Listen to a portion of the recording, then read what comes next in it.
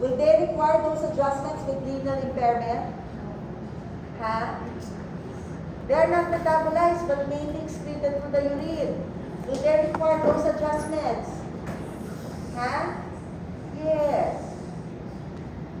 Actually, hindi na sila masyadong ginagamit for seizure. Ito na talaga yung main indication nila ngayon. Pregabalin is preferred for fibromyalgia over gabapentin. Look, the side effects are just minimal. Ito lang ang mechanism of action tiagabin. Maganda bioavailability nito Yun nga lang ito, if your patient experiences excessive sedation, confusion, somnolence and ataxia. Di ba sa carbamazepine, ganito, reassuring lang si ataxia, right? Pero sa kanya, pag may ataxia, you need to discontinue the drug. Ewan ko ba't hindi niya sinama sa contraindication to? Kasi this can worsen psychosis. And, ito yan. Kung generalized tonic-clonic siya, hindi mo pwede ibigay. It will worsen. Pero tignan mo binibigay ito for focal, secondary generalization. Pero pag generalized tonic-clonic, what? It will worsen. Okay? To avoid adverse effects with tiagabin, we give it with food. If there's liver impairment, you need to reduce the dose of tiagabin. Ito matatanggal na ito sa market. Nabanggit ko na ito, di ba? Potassium channel opener siya. So it may inhibit transmitter release at the presynaptic level. Third line lang siya. Actually, nung na-approve siya, third line lang siya. Bakit? Nakita niyo to? Pwede kasi permanent yung kanyang ophthalmological side effects. A lot of reports now have been showing ophthalmologic adverse effects. So, it is now slowly being withdrawn from the market. Bumasa siya sa phase 3 sa FDA, pero bumagsak siya sa phase 4 because of the ophthalmologic adverse effects. So, it will now be withdrawn from the market. Isa pa, may coarse melanin granules. It releases coarse melanin granules. Magkamukha kayo ni Morticia Addams. Kilala niyo ba si Morticia Addams? Diba? Ang lipstick ng blue. Diba? Tapos mukha kang patay kasi bluish discoloration of the skin cyanotic. It's because of the coarse melanin granules that will be released. Okay? These are the drugs that you can use for both focal and generalized onset. We have lamotrigine. It's used for several seizure disorders. Actually, lamotrigine is one of the first-line agents for focal seizures, di ba? As well as generalized. Generalized, second line pa rin. Yan You start at a low dose to avoid side effects. Pag ito, may Lennox-Gastaut syndrome yung pasyente. You will combine it with valproate. What will you do with the dose? Give it at a higher or lower dose? Iko-combine mo siya with valproate kasi may Lennox-Gastaut syndrome yung pasyente. Will you give lamotrigine at a higher or lower dose? Lower kasi enzyme inhibitor si valproate. Pero kung iko-combine mo siya with carbamazepine, you give it at a higher dose kasi enzyme inducer si carbamazepine. Klaro yun Ayan na naman si diplopia. Ang pinaka-problema with lamotrigine is the dermatologic side effects. It could be life-threatening more commonly in children, accounting to 1 to 2%. While in adults, serious rash is only 0.08 to 0.3%.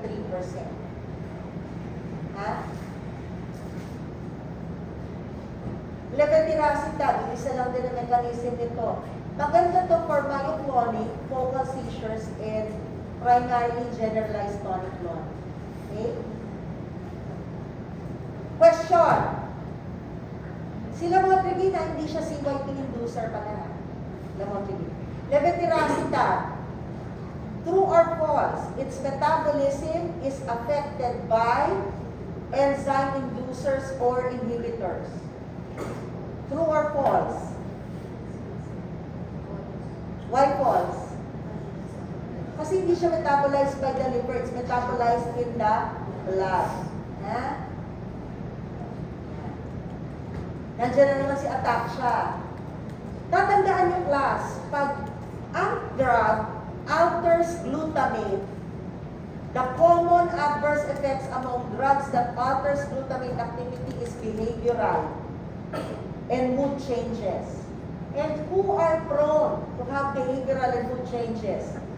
Those with learning disabilities and elderly. Yung may dementia pala, hindi pala elderly. Those with dementia and learning disabilities. Ha? Brivaracetam. It's an analog of levetiracetam. Ito class, sorry, dito ko ito diniscuss kasi ayaw ko na pag-iwalay, mahirap i-discuss na magkahiwalay. Ito, pareho lang naman sila. Ito, good for focal seizures. So, isa siya sa drugs that can work only for focal seizures. No, ito lang ang kanyang indication. No? Unlike levetiracetam, pwede siya for focal, generalized. Ito focal lang ang... Dito pa lang siya in-approve ni FDA. Okay? Do not combine levetiracetam with brivaracetam. No advantage. They're just the same in terms of mechanism. Isa pa, caution in terms of combination with carbamazepine. Why? It increases the exposure to carbamazepine epoxide, which increases the side effects of carbamazepine.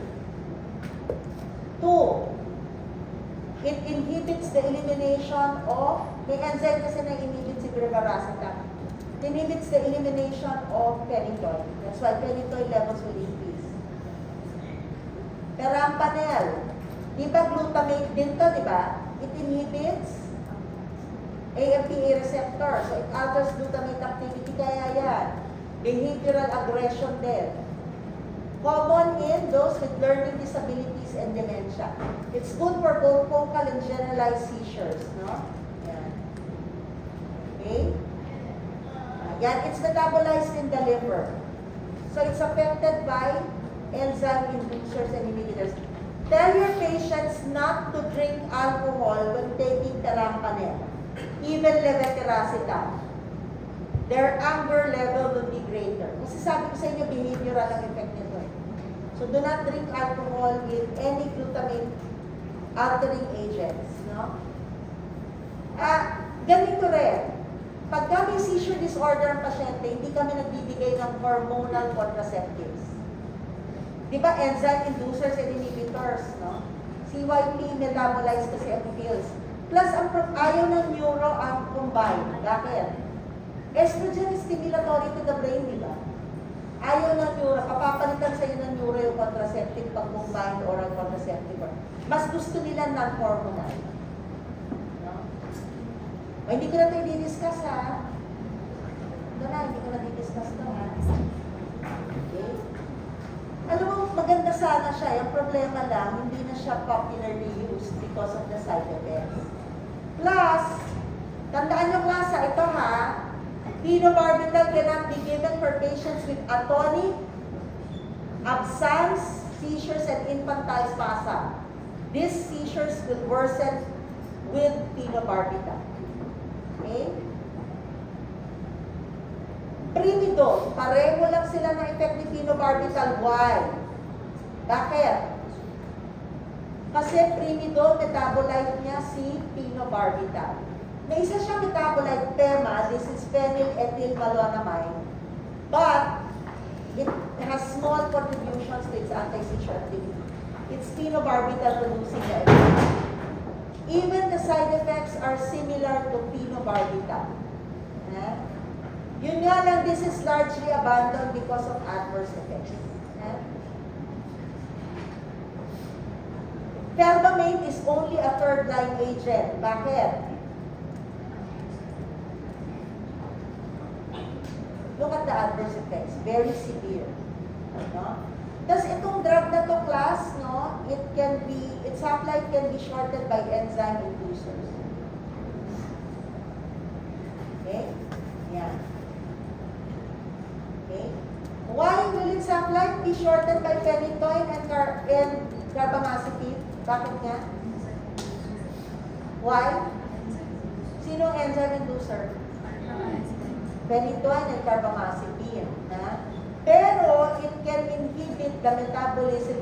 Di ba si phenytoin is a CYP2C19 inhibitor? Kaya may inhibit niya yung metabolism ni phenytoin. Okay? But the plasma levels will be decreased with carbamazepine. Drugs for generalized onset seizures, valproate. Anong kulang dito? Sodium channel blocking effect ha? Pinakulang. Tsaka calcium channel blocker. Pinakulang dito ha? Pakidagdagan. Sodium channel tsaka calcium channel blocker. Valproate. Marami siya mechanism. Why is its volume of distribution low? Bakit? Why low? Why is its volume of distribution low? Bukod sa protein binding, ano pa? Ano yung importante? It is highly, di ba ano bang absorbable form? Ionized or unionized? Unionized. Pero, the formulation has already compensated, adjusted for this. Yan na, drug of choice siya for absence, followed by generalized tonic-clonic. Drug of choice din for myoclonic. Nabanggit nito sa report na, di ba, migraine prophylaxis. Yan, ito, easily displaced by, salicylates. Kung nabibigyan ka ng aspirin, ha, pero ito si phenytoin, madi-displace niya. Enzyme inhibitor siya, ha? So it may inhibit the metabolism of other agents. Do not combine it with clonazepam. Alam mo ba si clonazepam tsaka to, pwede sila sa absence. Pero pag pinagsama mo silang dalawa ni valproate, absence seizures will be aggravated. The most common adverse effects are actually GI. We do not give this to pregnant patients. They're highly teratogenic because they also lower folic acid levels.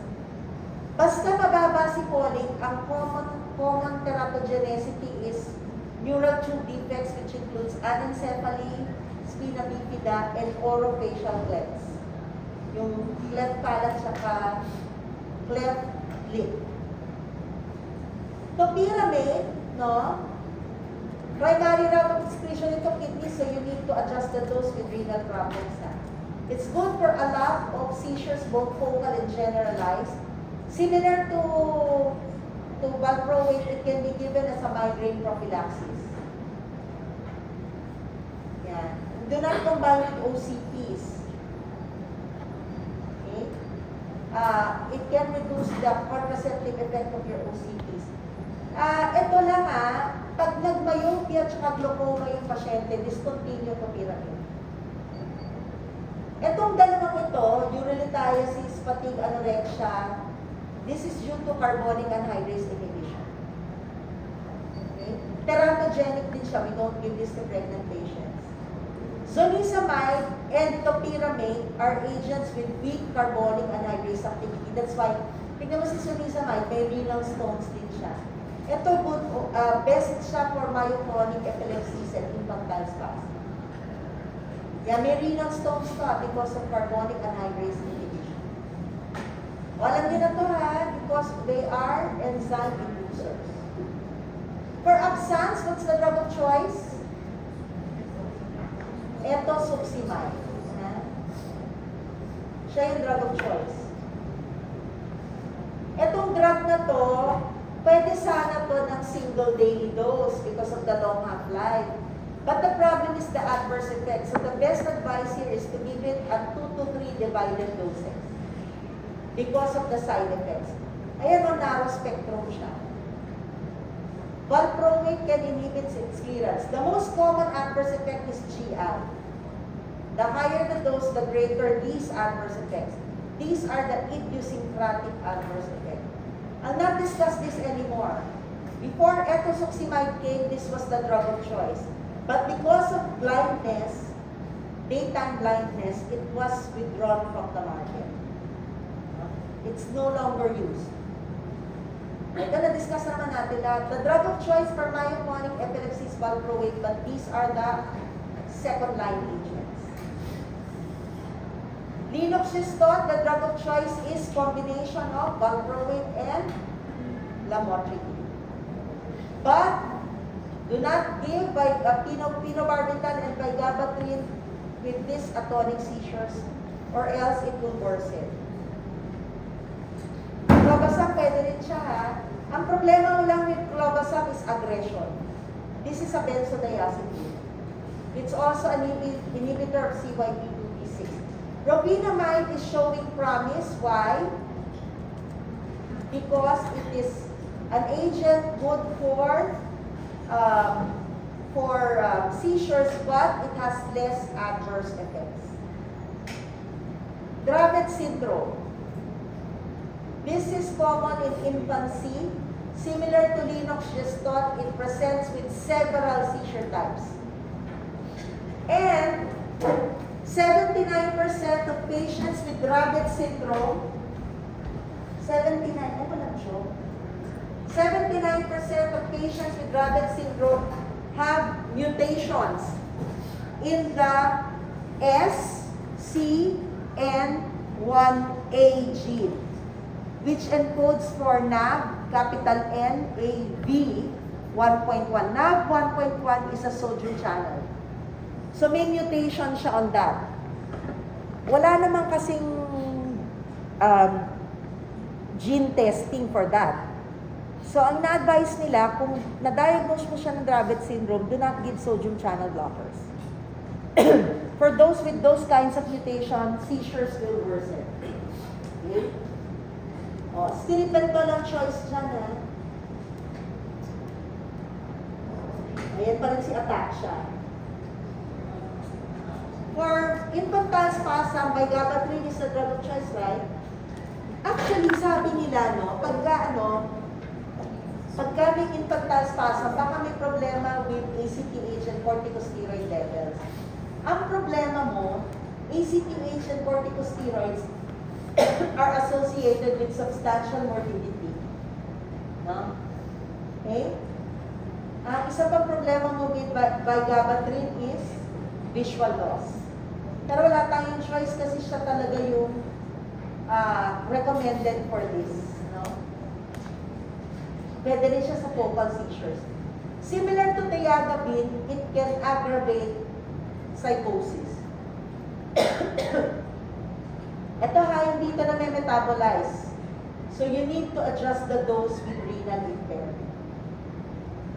Hindi ko ito i-discuss na ha. Ito tayo. So, these are the different drugs that have anti-seizure activity. But among them, the most used is diazepam to arrest status epilepticus. Ito, in the future probably. So what are the general principles? We don't give anti-seizure drugs left and right.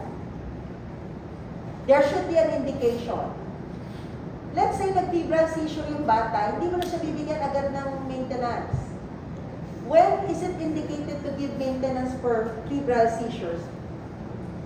One, pag ganito yung scenario. Long seizure and nag-refer siya at the same day.